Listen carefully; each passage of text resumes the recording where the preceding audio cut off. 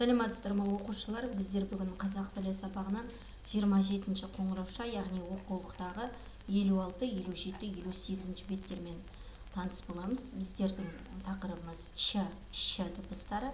Біздер бұл дыбыстарды бірінші сыныптан бері қарай талдап, қандай дыбыс, соның ішінде қандай дыбыс екенін талқылап өткен болатынбыз. Әрине, соларға қазір тоқтала кетейік. 31-ші жаттығуға қарай бірінші кестеде ш дыбысына басталатын сөздер берілген. Ш дыбысы бар сөздер берілген. Шағала, шаңғы, шана, оқушы, шаш. Бұл сөзде байқағандарыңыздай ш дыбысы кез келген сөздің басында да, сөздің ортасында да, сөздің соңында да келе береді.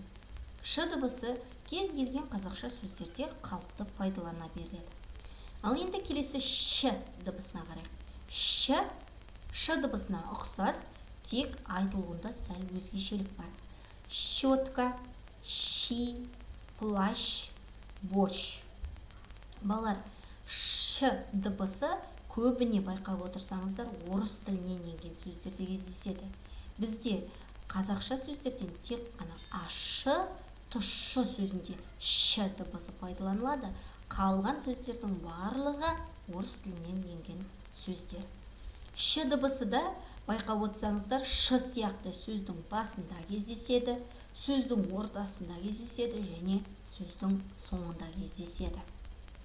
Ортасындағы мысал келтіретін болсам, аш сөзі. Келесі ч дыбысы. Ч дыбысы бас сөздің басында кездеседі. Мінекей, чемпион, чек және сөздің ортасында кездеседі. Карточка. Мінекей, осы ш да, ш да, ч дыбыстары да үшеуі де қатаң дауыссыз дыбыс. Бізде қатаң дауыссыз дыбыстардың 12-сі бар. Есімізге сала кетейін. П, Ф, С, Ч, Ш, Ш. Мінекей, Ч, Ш, Ш. Осы үшеуіміз бірге айтамыз. Сол кезде шатаспаймыз. Бұны біз есімізге сала кетейік. Бұл жаттығу ауызша, бұны жазбаймыз. Келесі 32-ші жаттығуды өлеңді мұқият тыңда. Пиязды ашы дейміз бе, әлде ашы дейміз бе? Есікті ашы дейміз бе, әлде ашы дейміз бе? Ашы дегеннің мәнін ашып берер кім? Құйрықты ш жөнінде көңіл қойда мынаны ашы тұщы сөзінде қолданылар бұл әріп. Өтіп берген Ақыпбекұлының шығармасынан ш дыбысы туралы өлең берілген екен.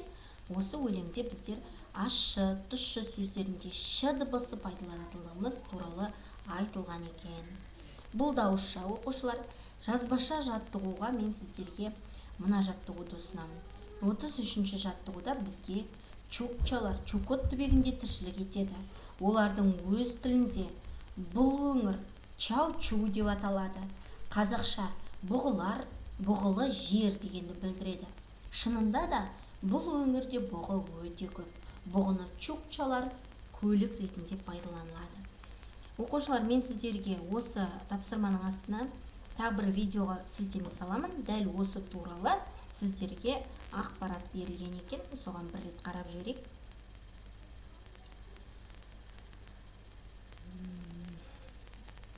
Неке? Өз тілінде бұл өңір чау-чу деп аталады. Қазақша бұғылы жер дегенді білдіреді. Шын. Мінекей, мынау мәтіннің басы. Осы видеоны толықтай қарап алсаңыздар болады. Түгел сілтемесін салдым. Осы жерде анық көрініп тұр. Мінекей, чукчалар чукот түбегінде тіршілік ететін халық. Яғни чукот деген түбекте чукчалар ұлттың атауы. Мысалы, біздерде Қазақстанда қазақтар тұрады дегендей, чукот түбегінде чукчалар өмір сүреді. Олар өздерінің елдерін чукот емес, чау-чу деп атайды екен. Және олардың қазақшаға аударған кезде чау-чу деген сөзді бұғылы жер дегенді білдіреді. Неге? Себебі ол жақта бұғы көп деп қолданылады. Ол елде бұғы өте көп саны. Соны жаңа мына біздің мәтінде оқып кеттік. себебі бұғыларды олар көлік ретінде де пайдаланылады екен.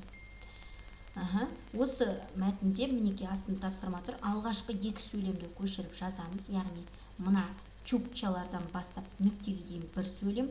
Олардың өз тілінде бұл өңір чау-чу деп аталады. Мінеки тағы бір сөйлем, екі сөйлемді дәптерімізге әдемі алып көшіреміз. Содан кейін ч әрпі бар сөздердің астын сызып қоямыз. Содан кейін мынау сіздерге ереже беріліп тұр. Ережені де мен сіздерге жаңа айтып кеттім. Ч, ш дыбыстары қатаң дауыссыз дыбыстар. Олар басқа тілден енген сөздерде кездеседі. Цех, чех, чемпион, плащ, борщ. Ш дыбысы да қазақ тілінде тек қана ащы тұщы сөздеріне ғана қолданылады. Сонда сіздер оқушылар жазбаша түрде тек қана 33-ші тапсырманы орындайсыздар. Қалған тапсырмаларды ауызша орындап, окей етуіске салуды ұмытпаңыздар.